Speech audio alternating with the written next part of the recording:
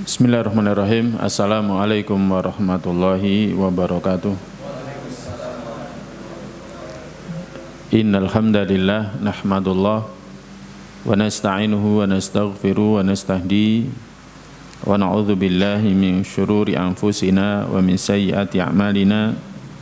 May yahdihillahu fala mudhillalah wa may yudlilhu fala hadiyalah. Asyhadu an la ilaha illallah wahdahu la syarikalah wa asyhadu anna Muhammadan abduhu wa rasuluh la nabiyya wa la rasula ba'dah. Nusalli wa nusallim ala Rasulillah wa nabiyillah Muhammad sallallahu alaihi wasallam wa ala alihi wa ashabihi wa man tabi'ahum bi ihsanin ila yaumil qiyamah. Amma ba'd, qala Allah Ta'ala fi kitabil karim, a'udzu billahi minasyaitonir rajim. Ya ayyuhalladzina amanu taqullaha haqqa tuqatih wa la tamutunna illa wa antum muslimun. Al-ayah. Para jamaah sekalian yang dirahmati oleh Allah Azza wa Jalla, alhamdulillah, itulah kata yang hendaklah kita senantiasa membasahi lisan kita dengannya, karena kita tidak bisa lepas dari karunia Allah Azza wa Jalla. Menjadi fitrah manusia, kalau mendapatkan kebaikan dari manusia, dia berterima kasih, dia mengatakan syukron, terima kasih. Maka apalagi kepada Rabb kita yang memberikan kepada kita hidup dalam kehidupan dunia, yang memberikan kepada kita kesehatan, yang memberikan kepada kita kesejahteraan, apalagi kepada nikmat Allah berupa taufiknya, hidayahnya, agar kita meningkatkan iman dan takwa kita, seperti mencari ilmu di jalannya, ini dalam rangka meningkatkan iman kita. Seperti kita istiqomah sholat berjamaah, ini meningkatkan ketakwaan kita. Karena dua hal inilah, iman dan takwa atau iman dan amal salih, dua hal yang akan mengantarkan kita ke surga Allah Ta'ala. Kalau kita baca ayat-ayat Al-Quran tentang surga, maka kita akan dapati surga diperuntukkan untuk yang amanu wa amilus sholihat, untuk orang yang beriman dan melakukan amal saleh. Maka kalau kita mendapatkan taufik Allah untuk meningkatkan iman, meningkatkan takwa kita, ini adalah pemberian yang tidak terkira, lebih baik dari dunia beserta isinya, yang kita harus mensyukurinya. Tak lupa salawat serta salam adalah senantiasa kita sampaikan kepada junjungan kita Nabi besar Muhammad sallallahu alaihi wasallam, teladan yang sempurna, contoh yang tiada duanya, seluruh kehidupannya adalah uswah, setiap ucapannya adalah nasihat, setiap tindak tanduknya adalah teladan yang adalah kita mengikutinya, takrirnya pun juga demikian, yang kita harus mengikuti agar kita selamat dunia kita, apalagi akhirat kita. Nabi mengatakan, kullu ummati yadkhulunal jannah illa man aba. Semua umatku akan masuk surga kecuali yang enggan. Ketika ditanya oleh sahabat, siapa yang enggan wahai Rasulullah? Nabi mengatakan, man ata'ani dakhalal jannah wa man asani faqad aba. Siapa yang taat kepadaku dia masuk surga, siapa yang maksiat berarti dia enggan masukinya. Makanya kalau kita pas ngaji hadis, baca hadis, maka kita harus introspeksi, apakah saya sudah mengerjakannya, sudah mengamalkannya. Kalau kita sudah mengerjakannya, semoga kita termasuk umatnya yang berhak mewarisi surga. Tapi kalau kita tidak mengerjakannya, jangan-jangan kita termasuk yang enggan masuk surga. Semoga kita bisa ketemu dengan beliau sallallahu alaihi wasallam di surganya. Para jamaah sekalian yang dirahmati Allah, pada kesempatan kali ini kita akan mengawali pembahasan asbabu khayatil qalb. Apa-apa yang menyebabkan hidupnya hati. Ya, apa-apa yang menyebabkan hidupnya hati. Para jamaah sekalian yang dirahmati oleh Allah Subhanahu wa taala, kita mengenalnya juga dengan obat hati ya. Sesungguhnya semua ketaatan itu melazimkan hidupnya hati seorang hamba. Jadi semua ketaatan itu menyebabkan hidupnya hati seorang hamba. Ketaatan apapun. Jadi ketaatan apapun. Tapi kita harus tahu skala prioritas.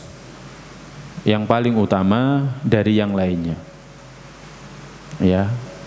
Jadi yang paling utama dari yang lainnya. Ya, seperti rukun Islam. Itu skala prioritas. Syahadah, skala prioritas. Kemudian sholat.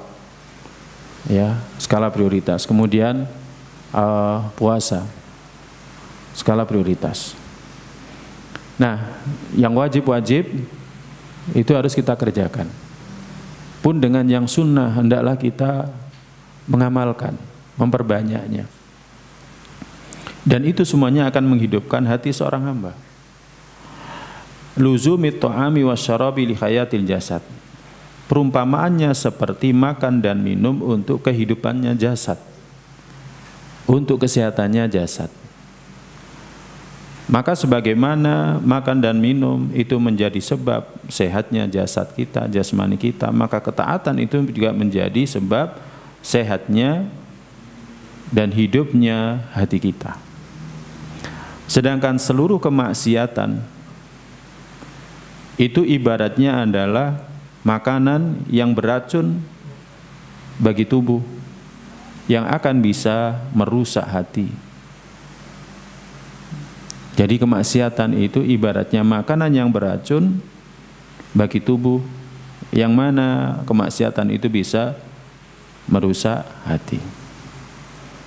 Wal abdu muhtajun ila ibadati Rabbi azza wa jalla.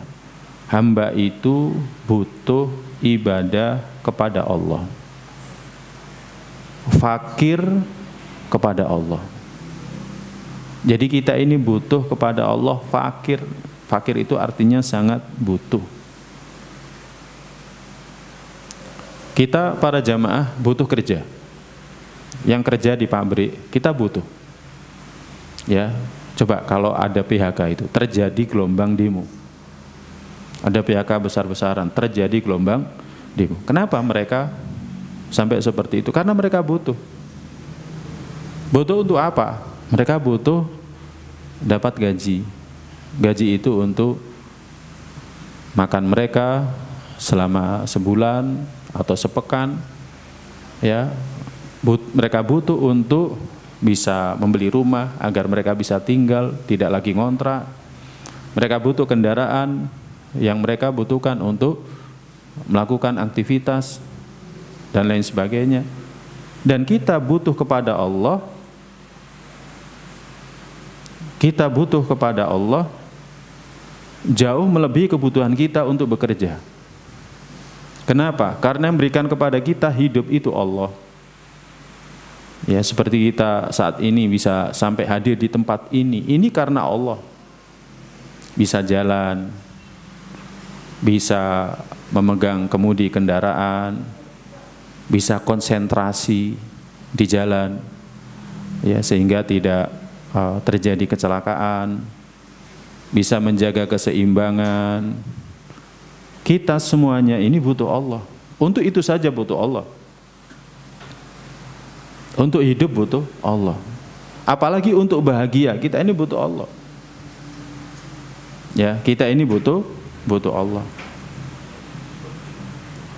Oleh karena itu para jamaah sekalian yang dirahmati Allah, sebagaimana halnya seorang hamba mengambil sebab-sebab yang bisa menghidupkan, menyehatkan jasad mereka, sebagaimana seorang hamba mengambil sebab-sebab yang bisa menghidupkan dan menyehatkan jasad mereka dengan cara makan makanan yang bermanfaat di waktu-waktu yang telah ditentukan, ya, kemudian menjauhi makanan yang beracun yang bisa merusak kesehatan, bahkan bisa membunuhnya, maka pun seperti ini, kita butuh kepada Allah Ta'ala, dan kita butuh untuk bisa mengkonsumsi makanan yang sehat untuk hati kita, sehingga hati kita ini senantiasa sehat, hati kita ini hidup sebagaimana sehat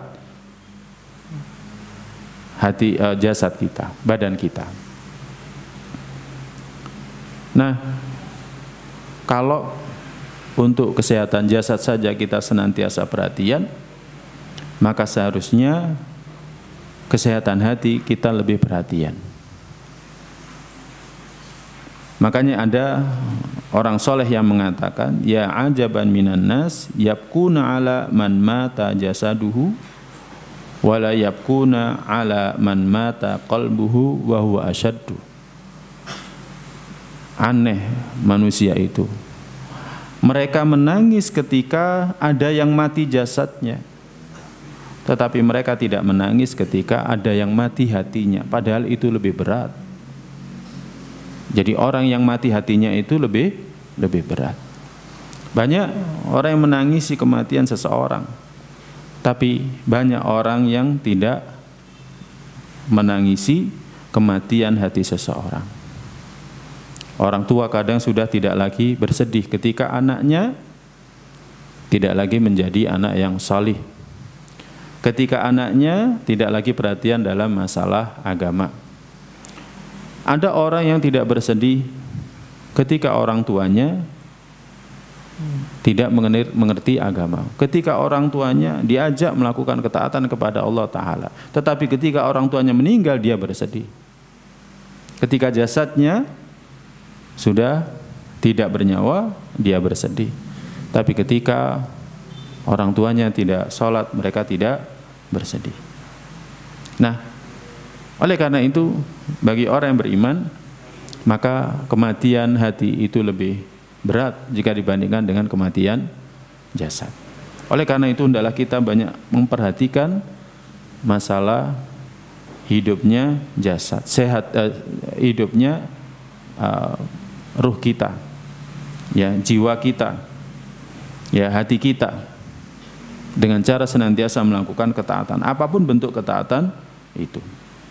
Nah, dalam pembahasan tazkiyatun nafs itu disebutkan ada beberapa hal yang menjadi sebab sehatnya hati, sehatnya jiwa, hidupnya hati, hidupnya jiwa.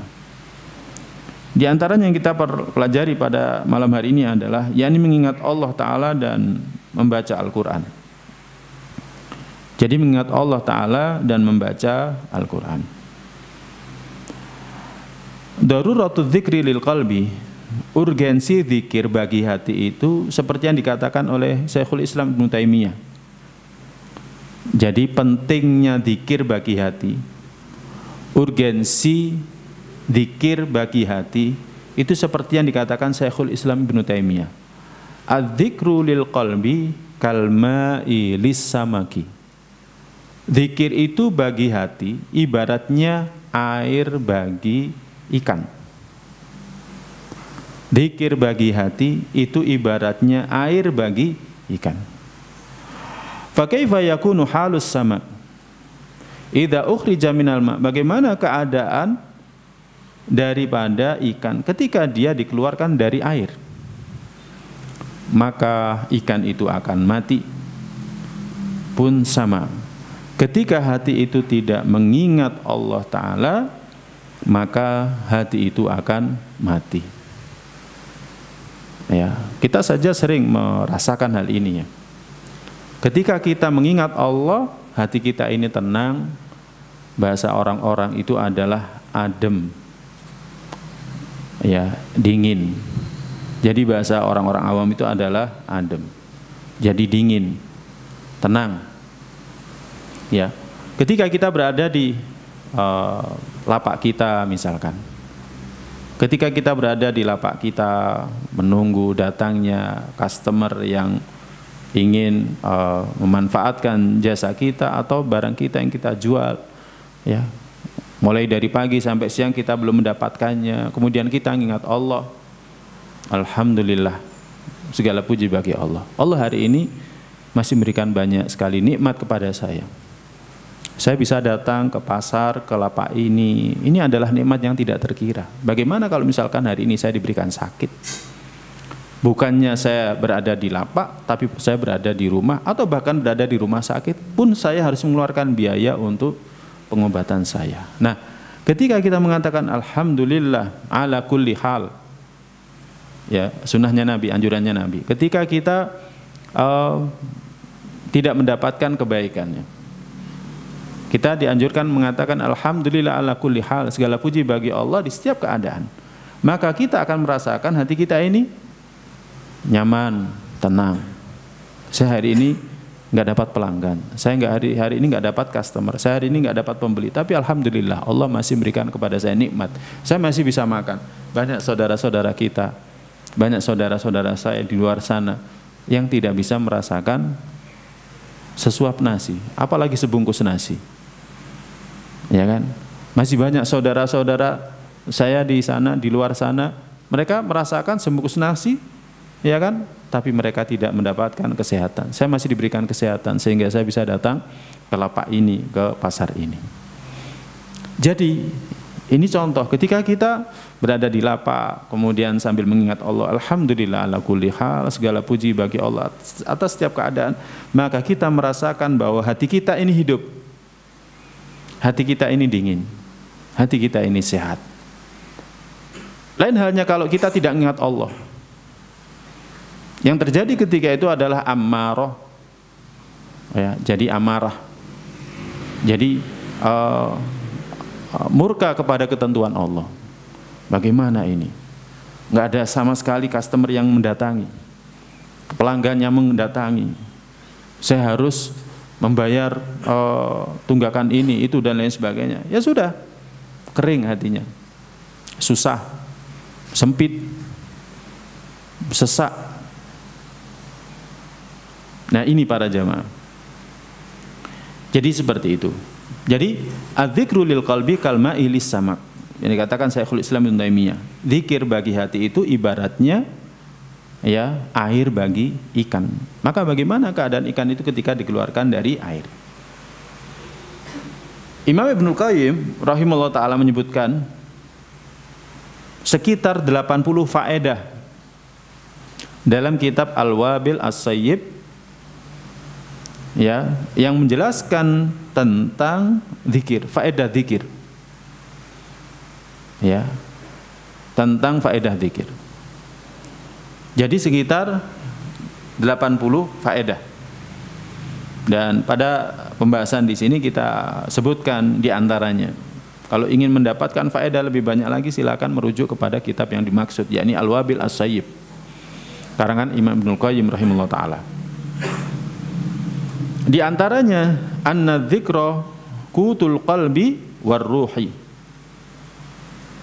Ya. Jadi zikir itu adalah makanannya hati dan ruh. Zikir itu adalah makanannya hati dan ruh. Sama seperti tadi. Ketika kita menunggu pelanggan, customer di lapak kita, di toko kita, tapi belum juga datang, kita mengatakan alhamdulillah ala kulli hal. Maka dengan ucapan itu kita akan termotivasi untuk tetap hidup. Lain halnya dengan orang yang tidak mengingat Allah Subhanahu wa taala, seolah-olah hidup ini sempit, susah, sesak. Ya kan? Akhirnya karena dia mikirkan harus bayar ini, bayar itu dan lain sebagainya, dia harus bayar tanggungan ini itu dan lain sebagainya. Dan dia susah, ya kan? Sempit, sesak. Harus membayar ini, tanggungannya banyak sekali. Akhirnya bisa saja dia mencari jalan pintas. Hidup ini sempit, susah. Udah. Bagaimana saya menyegerakan kehidupan saya di dunia ini agar saya tidak mendapati kesulitan, kesempitan, kesusahan itu. Udah, keluar dari pasar, lewat tengah jalan ada kendaraan lari kencang, sudah mati. Ya.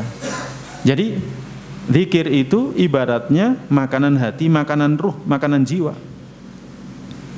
Makanya orang awam saja mengatakan ketika ada orang yang lagi misalkan marah karena hatinya sempit, susah, sesak, ada orang mau bunuh diri. Orang awam saja mengatakan, eling, gitu kan. Ingat, apa maksudnya ingat? Ya ingat kepada Allah. Ya, ingat kepada Allah, zikir kepada Allah, ingat. Walaupun kadang yang ingatkan juga, ingat kamu masih punya istri, kamu masih punya anak, kayak gitu kan. Bagaimana kalau istri dan anakmu engkau tinggalkan? Siapa yang akan ini? Nah itu. Ya. Ini para jamaah sekalian yang dirahmati Allah. Jadi dia ibarat makanan hati, makanan jiwa. Ya. Fa idza faqadahul abdu, jika seorang hamba ya kehilangan ya zikir ini, maka dia ibarat badan yang terhalang dari memakan makanan. Lama-kelamaan dia akan mati. Orang nggak bisa makan, ya kan? Lama-kelamaan akan dia mati. Ya kalau dalam ilmu kedokteran, ya dia nggak bisa makan karena sakit, karena setiap kali makan muntah, keluar cairan terus. Yang dilakukan apa agar dia hidup? Maka dimasukkan makanan melalui jalur yang lain, diinfus diantaranya, agar dia bisa hidup. Ya, nah demikian juga dengan hati dan jiwa kita. Agar hati dan jiwa kita ini senantiasa hidup, maka hendaklah dia senantiasa mengingat Allah Subhanahu wa ta'ala. Wa minha annahu radus syaiton wa yuqmi'uhu wa yuksiruhu. Bahwa dia bisa mengusir setan, melemahkan setan, ya kan? Dan bisa mengalahkan setan. Ya, jadi bisa mengusir setan, melemahkan setan, dan mengalahkan setan. Ya, seperti Nabi SAW pernah suatu ketika bersama seorang sahabat. Ada seorang sahabat makan, kemudian dia lupa, tidak membaca basmalah di awalnya. Kemudian dia mengatakan bismillah, tersenyum melihatnya. Aku tadi melihat setan turut serta makan dengan dia. Kemudian ketika hendak suapan terakhir dan dia menyebut nama Allah Ta'ala, kemudian aku melihat setan itu mengeluarkan, memuntahkan semua yang telah dia masukkan ke dalam tubuhnya. Ini jadi mengalahkan setan. Ya, mengalahkan setan. Juga bisa ngusir setan. Seperti dalam pembahasan, kalau dalam kitab Riyadhis Shalihin itu bab adab dan minum. Kalau kita masuk rumah, kemudian kita nutup pintu dengan baca basmalah, bismillah, maka setan akan berkata kepada sejawatnya, la mabita lakum hadhil lailah, enggak ada tempat bermalam untuk kalian semuanya malam hari ini. Udah diusir. Ya. Jadi diusir. Kemudian ketika kita makan baca bismillah, maka setan berkata kepada sejawatnya, ya, la asya'a lakum hadhil lailah, enggak ada makan malam untuk kalian semuanya pada malam hari ini. Nah, ini para jamaah sekalian yang dirahmati oleh Allah SWT. Jadi akan bisa melemahkan setan, bisa mengalahkan setan, bisa mengusir setan. Mau tidur baca ayat kursi seperti hadis Abu Hurairah radhiyallahu ta'ala anhu. Ya. Maka ya dikatakan dalam hadis itu setan sama sekali tidak akan bisa mendekati. Jadi setan sama sekali tidak akan bisa mendekati. Jadi ini diantara faedah dari zikir. Ya, faedah dari zikir. Hubungan suami istri, kita doa. Ya, jangan sampai enggak doa. Ya, jangan sampai tidak doa. Ya Allah, jauhkanlah ya dari kami setan, dan jauhkanlah setan dari apa yang Engkau rizkikan kepada kami semuanya. Nah, itu kan terjemahan dari doanya. Nah, menjauhkan kita dari setan. Kemudian berikutnya wa yardur rahman azza wa jalla. Zikir juga mendatangkan ridha Allah. Jadi zikir mendatangkan ridha Allah. Pasti Allah ridha, pasti Allah rela, pasti Allah senang ketika kita mengingat Allah. Ya, seperti kalau kita berkaca, kita berdoa, Allahumma kama hasanta khalqi, ya Allah sebagaimana Engkau telah memperindah ciptaanku, maka fahasin khuluqi, maka perindah juga akhlakku. Nah, seperti itu mendatangkan ridha. Ya, mendatangkan ridha Allah Subhanahu wa taala. Demikian juga selesai makan kita mengatakan alhamdulillah. Ya, dalam satu riwayat disebutkan Allah itu ridho ketika seorang hamba, ya kan, makan makanan kemudian dia memuji syukur atasnya, mendapatkan nikmat kemudian dia memuji syukur atasnya, mendatangkan ridho. Ya, pasti mendatangkan ridho. Kalau mendatangkan ridho, kalau Allah ridho, maka apapun yang baik untuk kita Allah akan beri. Apapun yang baik menurut Allah untuk kita Allah akan beri. Apapun yang buruk menimpa kita Allah akan jauhkan kita darinya. Wa yuzilul hamma wal ghamma 'anil qalbi. Juga di antara faedah zikir adalah menghilangkan ya kegelisahan, kegundahan dari hati. Jadi gundah gulana itu kalau dengan zikir insya Allah akan hilang. Ya, insya Allah akan hilang. Ya, jadi kita tiba-tiba nggak tahu ada masalah apa, kemudian kita ya kan mengingat Allah Subhanahu wa taala. Allahumma la sahla illa ma ja'altahu sahla wa anta taj'alul hazana idza syi'ta sahla. Ya Allah, tidak ada kemudahan kecuali yang Engkau jadikan itu mudah, dan Engkau menjadikan setiap yang mendatangkan kedukaan itu mudah. Misalkan seperti itu. Ya, nanti akan hilang dengan sendirinya. Karena yang bolak-balikkan hati kita itu Allah. Apalagi kalau kita berdoa Allahumma muqallibal qulub, wahai Zat yang maha bolak-balikkan hati, ya kan? Teguhkan hatiku, palingkan hatiku kepada agamamu. Insya Allah kegundahan, ya, kesedihan, kegelisahan itu akan hilang. Ya, hati kita kan di tangannya Allah Subhanahu wa taala. Wa yajlibul lahul farha wasurura wal basta, mendatangkan kebahagiaan, mendatangkan kesenangan, mendatangkan kelapangan. Ya, jadi ketika kita ingat Allah itu akan mendatangkan kebahagiaan. Contoh misalkan, zikir itu tidak identik dengan ucapan-ucapan itu tadi para jamaah. Nanti akan kita bahas. Termasuk zikir itu adalah ketika kita mengingat nikmat kubur, mengingat siksa kubur, mengingat nikmat surga, mengingat siksa neraka, itu termasuk zikir. Ketika kita membahas hal-hal seperti ini, misalkan betapa beratnya kehidupan alam barzakh, ya, betapa beratnya kehidupan alam barzakh, ya, orang yang tidak bisa menjawab pertanyaan malaikat penjaga kubur, maka dia akan dipukul dengan tongkat dari besi atau palu dari besi, dan dia akan berteriak. Teriakannya itu akan didengarkan sekelilingnya kecuali jin dan manusia. Disebutkan dalam riwayat sampai remuk hancur anggota badannya. Ya kan? Mungkin kita bertanya, kok nggak mati? Yang nggak mati itu cuma sekali. Ya, nih ketika kita meninggalkan dunia ini.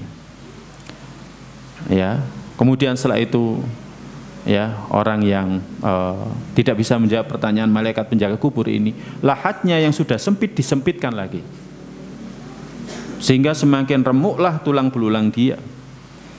Ya, kemudian dinampakkan kepadanya neraka. Ya, dalam banyak riwayat disebutkan seperti hadis Al-Bara' bin Azib yang masyhur, dinampakkan kepadanya neraka. Setelah sebelumnya dinampakkan kepadanya surga. Ini tempat tinggalmu di surga, tapi Allah palingkan engkau darinya, dan inilah tempatmu di neraka. Makanya akhirnya dia berkata, ya Rabbi la tuqimis sa'a, ya Rabbku jangan engkau bangkitkan hari kiamat.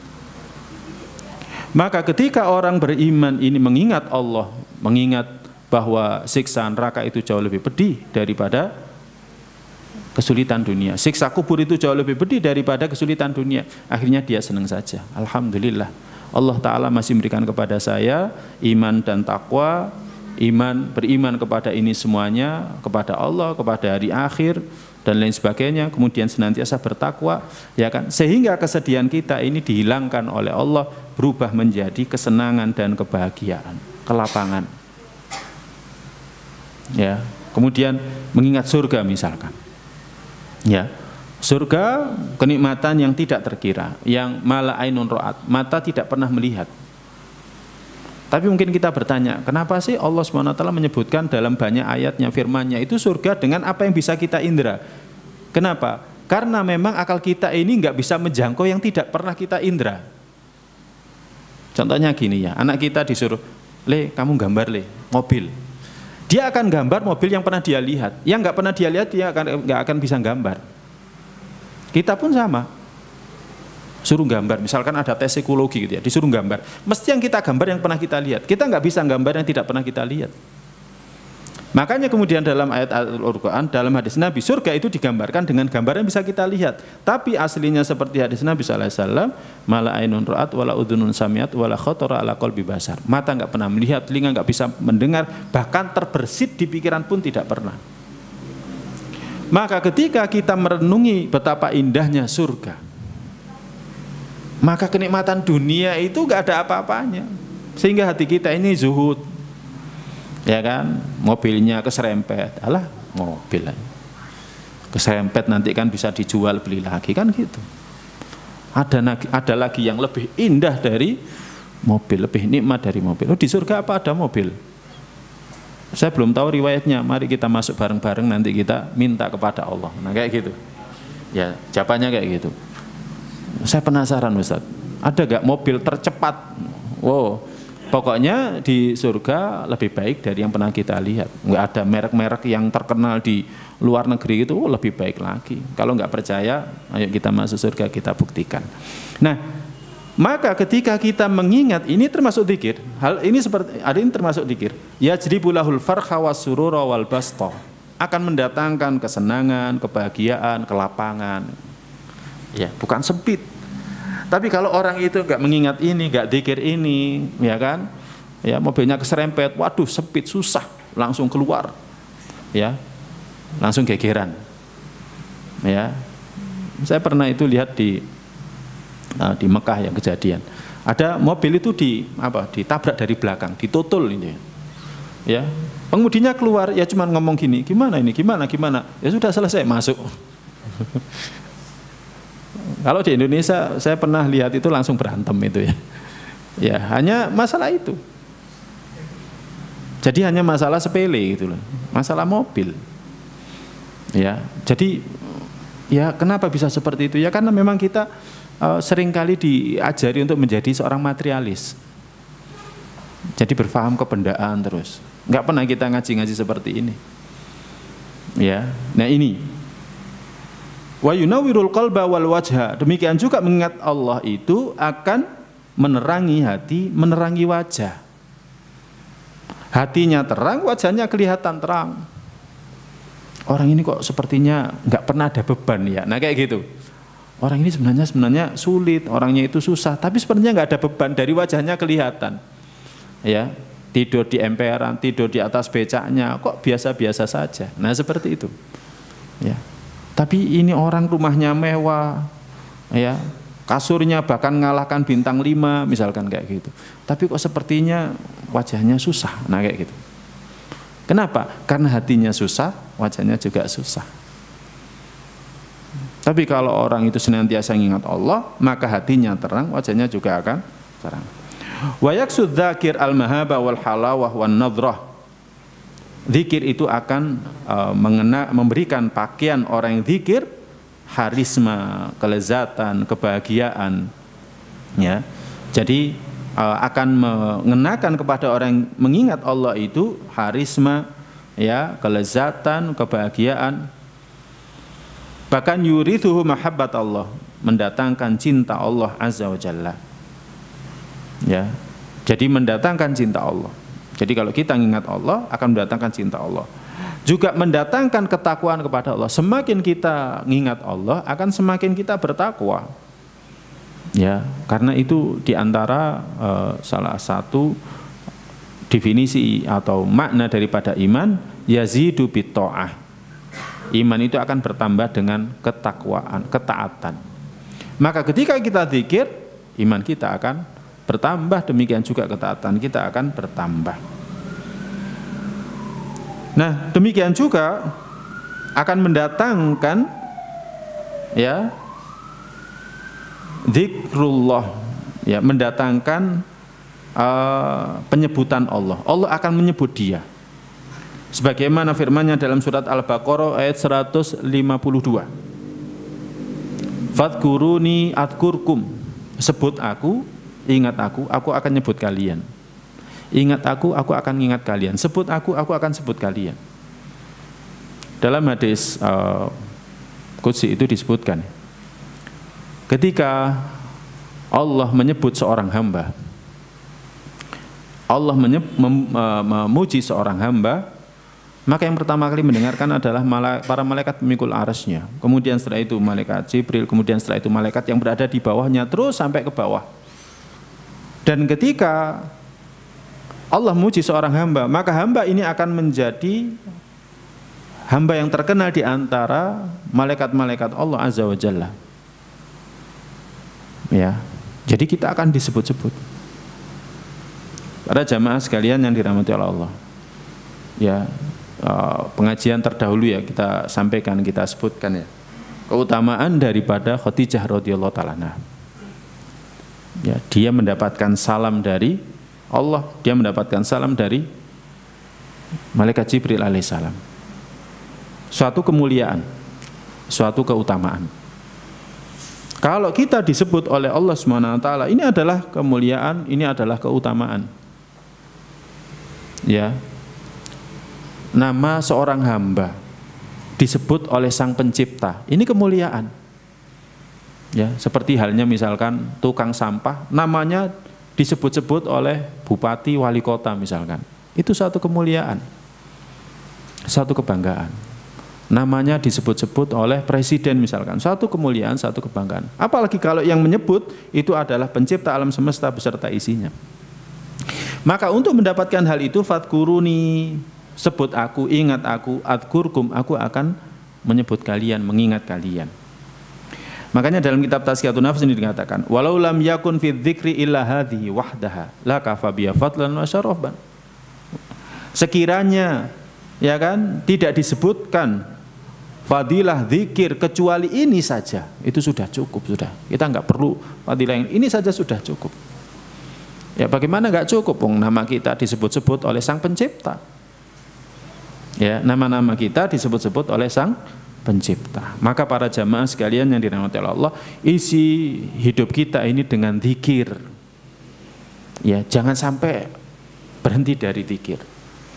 Ya, tapi sekali lagi zikir itu ya bisa tasbih, tahmid, takbir, tahlil, zikir pagi dan petang, murojaah hafalan, amar ma'ruf nahi mungkar, mengingatkan, ya seperti tadi, ya sesungguhnya Allah Maha Pengasih lagi Maha Penyayang, kita sampaikan.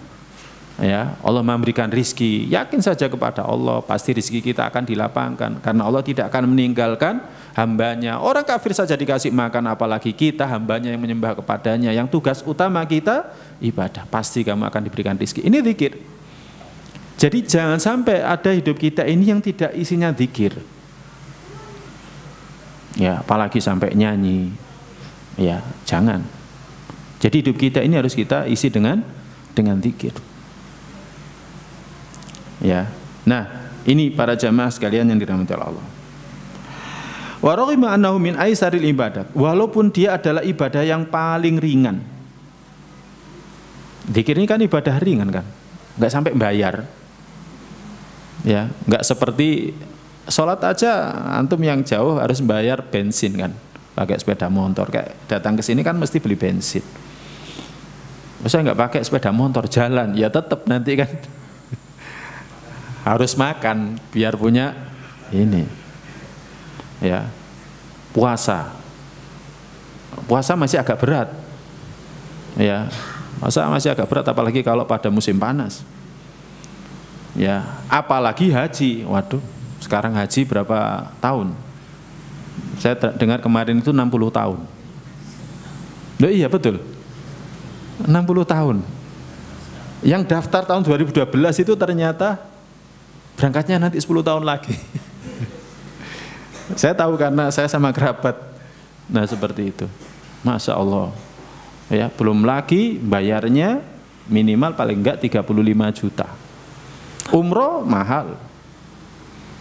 Apalagi jihad fisabilillah, lebih mahal lagi karena bayarannya harta dan nyawa. Nah, tetapi zikir ini adalah aisarul ibadat. Ibadah yang paling gampang. Ya. Bahkan pahala yang akan didapatkan dari zikir itu, balasan yang akan didapatkan dari zikir itu tidak diberikan kepada amal-amal yang lainnya. Contoh ya, contoh.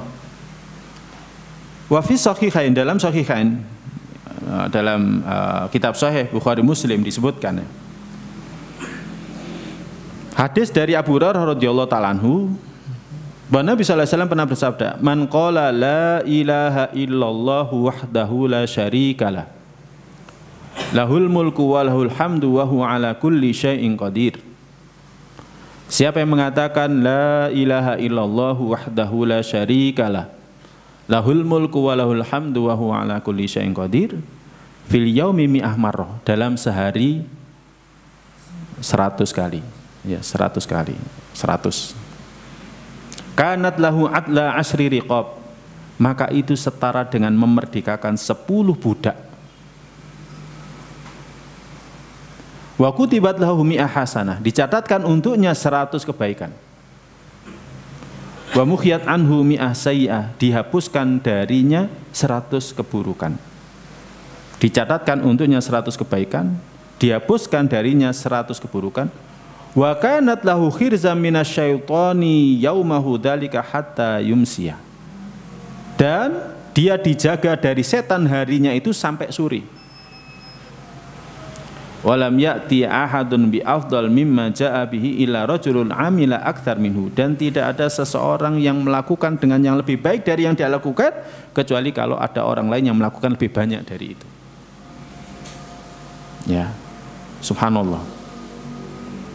Makanya dalam zikir pagi dan petang ini disebutkan ya, ini boleh dibaca 1 kali, karena ada riwayat yang lain boleh 10 kali, tapi fadilahnya masih di bawah ini, boleh 100 kali. Tapi kalau kita bacanya 100 kali, apa kata Nabi sallallahu alaihi wasallam? Ya, kata Nabi sallallahu alaihi wasallam, ya, maka kanat lahu adla asri riqab, setara dengan memerdekakan 10 budak. Kalau dalam hadis yang lain kita bacanya 10 kali, itu setara memerdekakan 4 orang budak. Memerdekakan budak itu mahal ya. Abu Bakar saja itu ketika memerdekakan Bilal itu dikomentari sama bapaknya. Ya, kenapa dimerdekakan, eman itu. Ya. Jadi seperti itu. Mahal. Budak itu mahal. Ya, apalagi pas Bilal mau dimerdekakan oleh Abu Bakar radhiyallahu taala anhu, ya kan? Pemiliknya, majikannya minta agar harganya dinaikkan. Ya diikuti apa yang jadi keinginan majikannya itu. Nah, bagaimana kalau kita merdekakan 10 orang budak? Jadi subhanallah, hanya mengatakan la ilaha illallah wahdahu la syarikalah, lahul mulku wa lahul hamdu wa huwa ala kulli syai'in qadir. Tapi ternyata berat ya, mengucapkan 100 kali berat ya. Mesti kita milihnya 1 kali. Atau 10. Hah? 10. 5 kali. Oh, tambah teman. Yang ada nasnya itu 1 atau 10 atau 100. Ya. Jadi subhanallah. Jadi mengucapkan 100, tapi berat, memang berat. Ya, saya akui, saya sendiri juga berat ketika mengucapkan sampai 100 kali itu. Ya, apalagi kalau selesai sholat asar, selesai sholat subuh, pingin ndang ngapa-ngapain kan gitu kan? Ya, yang ibu-ibu pingin ndang masak, ya, nyiapkan untuk sekolah anaknya, nyiapkan untuk kerja suaminya, itu kan? Jadi sulit ini, sulit. Tapi sebenarnya ini ibadah yang gampang. Kemudian dicatatkan untuknya 100 kebaikan, dihapuskan darinya 100 kesalahan. Dan yang gak kalah penting, dia dijaga dari setan hari itu sampai sore. Kalau kita bacanya sore, maka mulai dari malam hari sore itu sampai besok pagi kita akan dijaga. Jadi sekali lagi, ini adalah aisarul ibadat, ibadah gampang tapi ternyata berat. Ya, berat. Kenapa sih berat? Ya karena kita sendiri yang membuat berat itu. Ya, seolah-olah nggak ada waktu untuk ngingat Allah. Misalkan kita coba, wis sambil jalan saya tak ingat Allah, nggak konsentrasi juga ternyata. Ya, misalkan kita mau ngitung, la ilaha illallah la syarikalah, lahul mulku wa lahul hamdu wa lahu dihitung gitu. Oh, ini berapa lagi ini berapa lagi? Belum lagi konsentrasinya hilang karena harus komunikasi dengan yang lainnya. Contoh lagi yang lainnya. Ya. Dalam hadis At-Tirmidzi, hadisnya sahih. Ya. Hadisnya sahih. Dari Jabir, dari Nabi sallallahu alaihi wasallam, Nabi bersabda, "Man qala subhanallah wa bihamdi." Siapa yang mengatakan subhanallah wa bihamdi, satu, gharasat lahu nakhlah fil jannah, akan ditanamkan untuknya pohon kurma di surga. Ya, akan ditanamkan untuknya pohon kurma di surga. Para jamaah, surga itu sebenarnya nikmat ya. Jadi surga itu nikmat.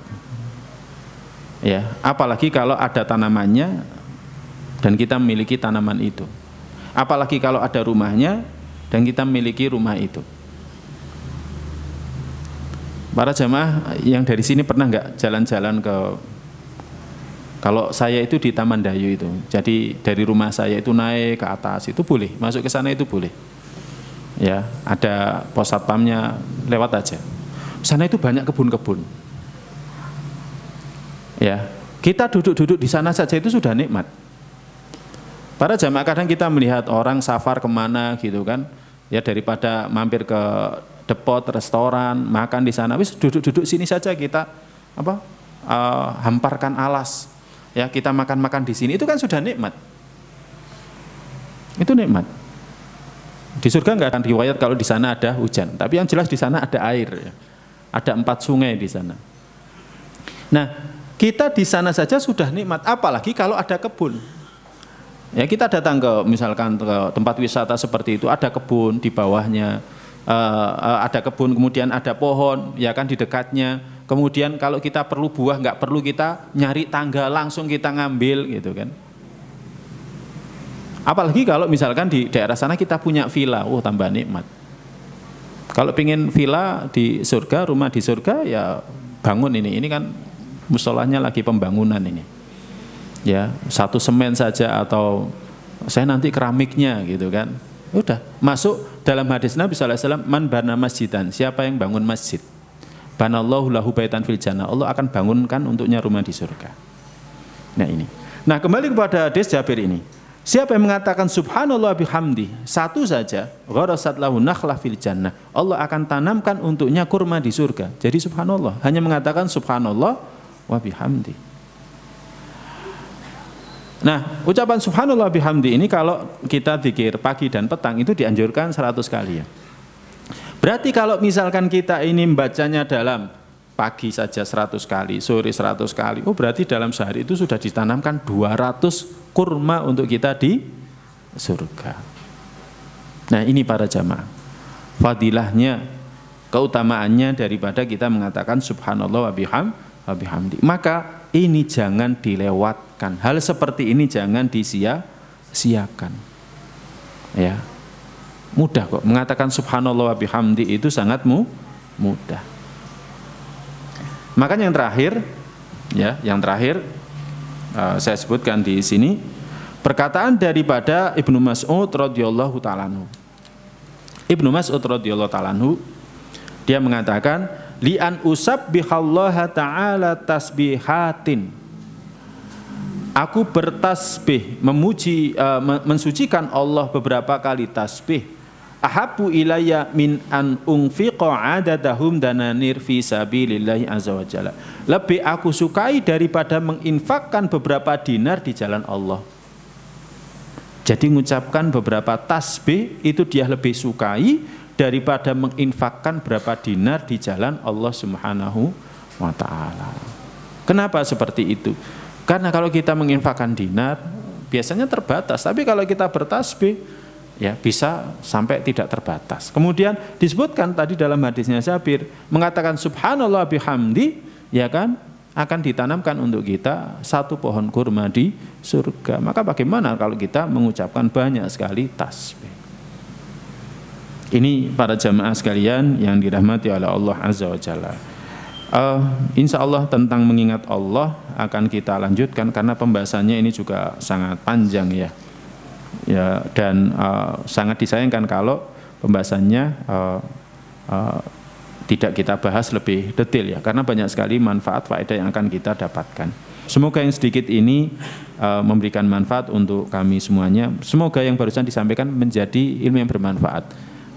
Coba diamalkan ucapan la ilaha illallah wahdahu la syarikalah lahul mulku wa lahul hamdu wa ala kulli syai'in qadir.